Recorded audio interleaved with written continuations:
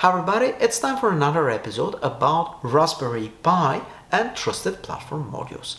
Several months ago, I've designed this open source hardware add-on board for Raspberry Pi that provides TPM connected over the serial peripheral interface.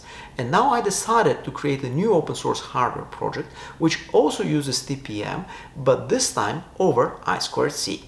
Let me show you how I did it. But before we proceed, let me tell you about the sponsor of this video, PCBWay.com. I needed a high quality prototype and I needed fast, so PCBWay was the path to success. PCBWay has amazing capabilities. They can make you a printed circuit board, assemble it. Furthermore, they provide CNC and 3D printing services, so it is a one-stop shop for your next design.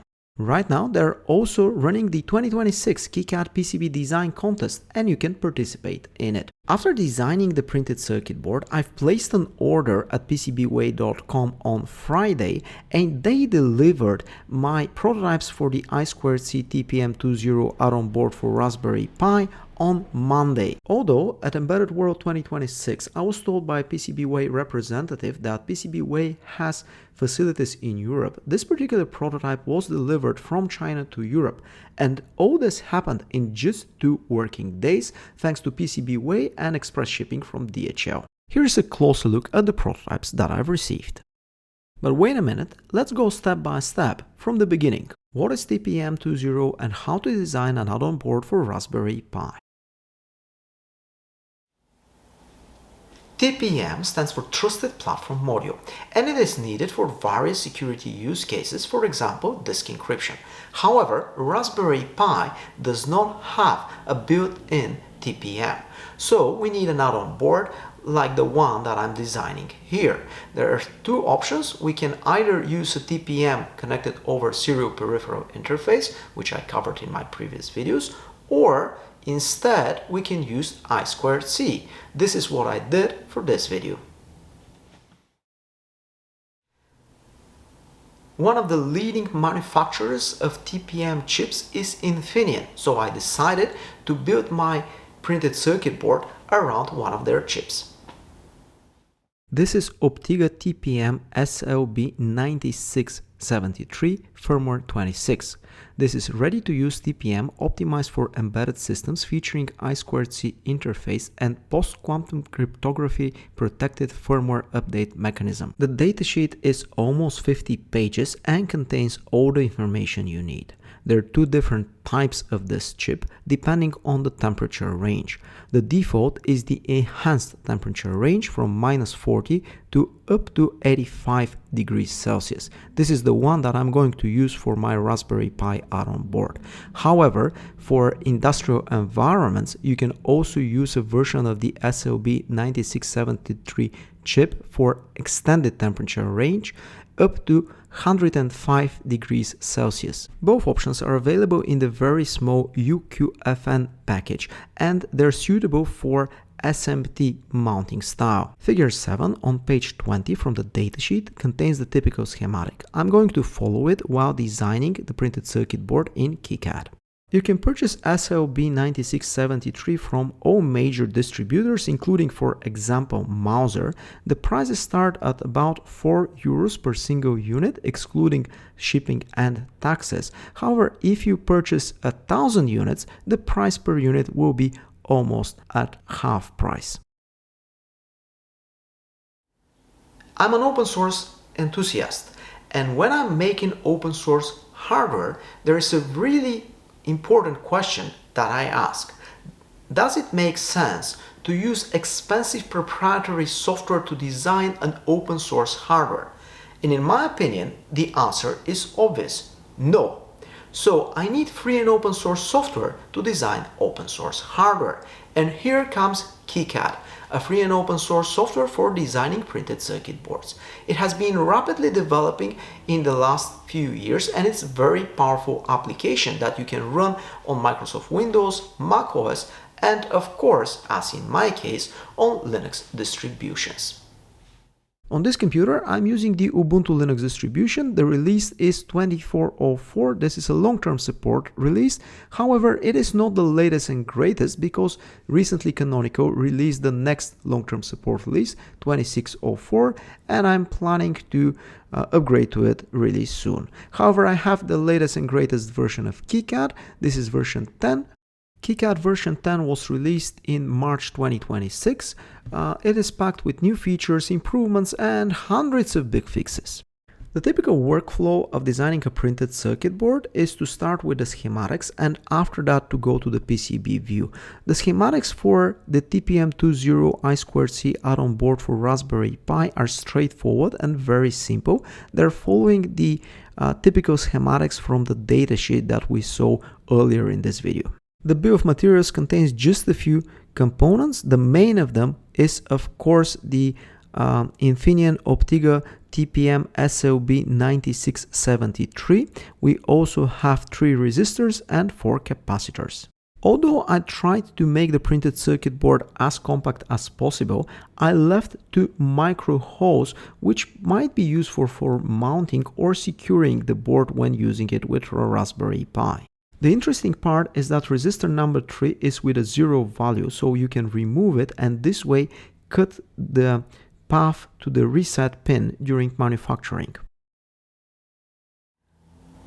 I have successfully designed the printed circuit board, but that's not all. In order to proceed with manufacturing of the prototypes, I need to export Gerber and drill files. Think of these files just like a PDF if you want to print something on a piece of paper. However, in this case, we are creating a printed circuit board. The manufacturing of printed circuit boards is a complex process and you need a trusted supplier. In this case, I needed prototypes really quickly, so I decided to go with the sponsor of this video, PCBWay. Visit PCBWay.com to learn more and order your printed circuit boards there.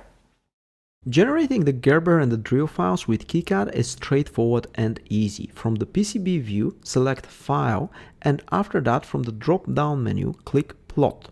If needed, adjust the settings depending on the requirements of the factory that you are going to use for the manufacturing.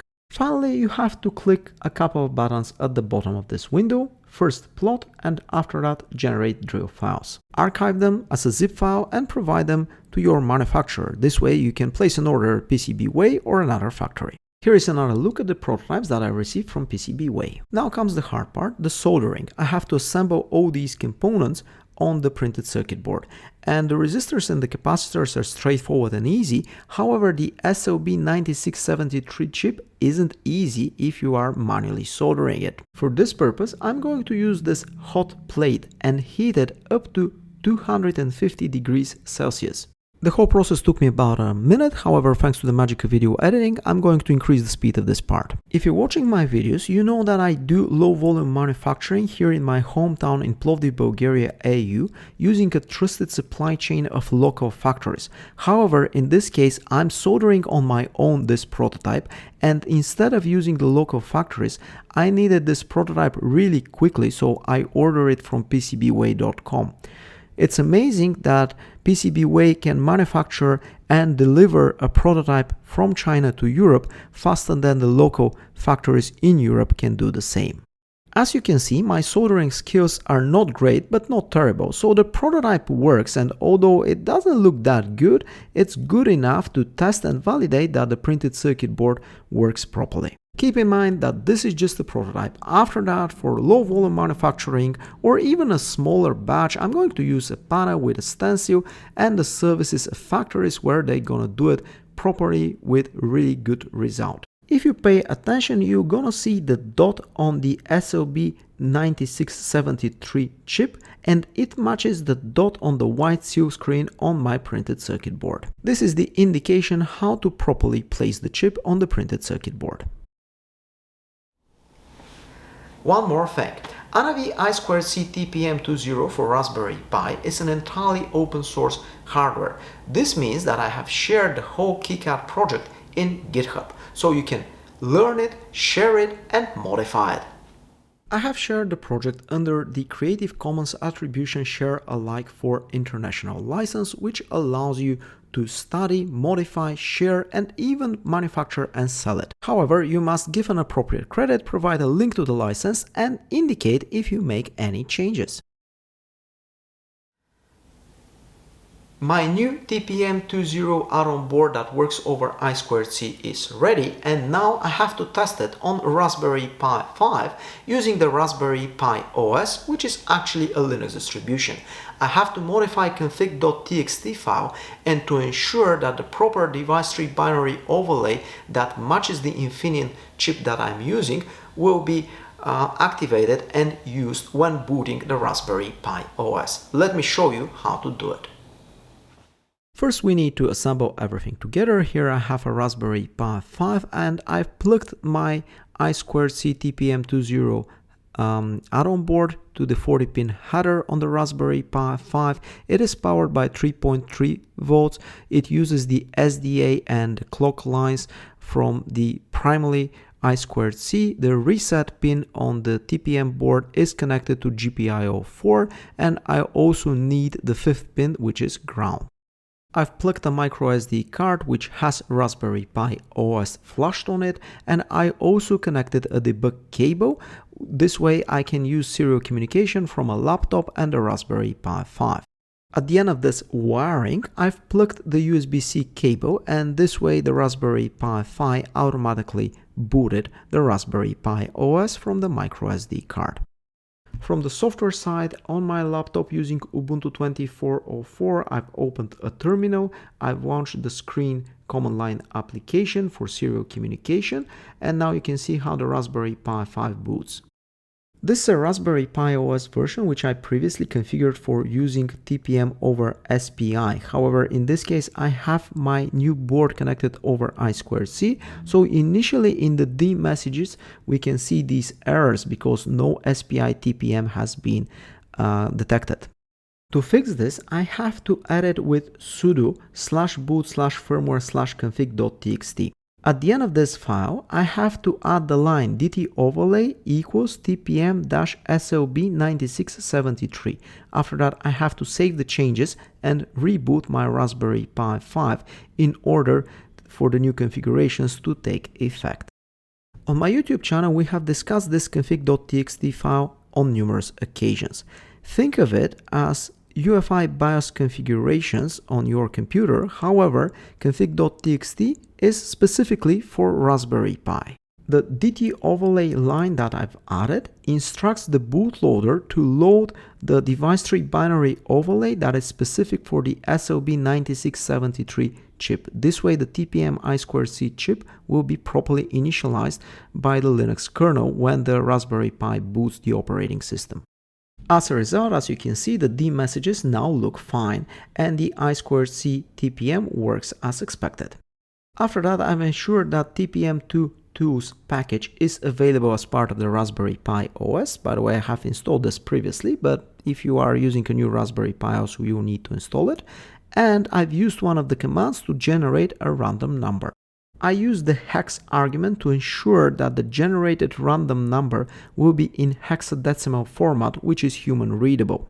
Although this random number generation is a very basic demonstration, it is good enough to validate that the hardware is working as expected and we are successfully communicating with the TPM SLB9673 chip over I2C on my Raspberry Pi 5 using the proper device tree binary overlay on Raspberry Pi OS. This works, which means that the rest of the TPM features will also work. At the end of the video, as a conclusion, we can summarize that I've showed you the exact steps how to design an I2C TPM 2.0 add-on board for Raspberry Pi using the Infineon OPTIGA TPM SLB9673 chip. We designed it with the free and open source software KiCad. All files are shared on GitHub under an open source license, so this is an open source hardware project, and I've showed you how to test it on Raspberry Pi OS using the TPM 2 tools and using the TPM SLB9673 device tree binary overlay.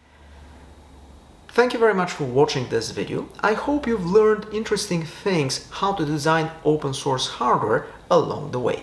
Huge thanks to PCBWay, the sponsor of this video. It was amazing that I've placed an order on Friday and the board was delivered on Monday. Although I have a really good supply chain in Bulgaria for local manufacturing, if low volume quantities, it's amazing to also have overseas partners like PCBWay when you need a really quick prototype like this one.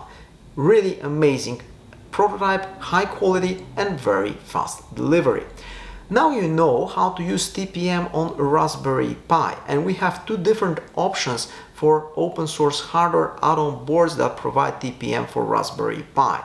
The first option is using the serial peripheral interface, the SPI, which I showed you in one of my previous videos. And in this video, we created a new board that works over I2C. Thank you very much for watching. Stay tuned for new videos, hit the like button and subscribe to my YouTube channel. See you soon.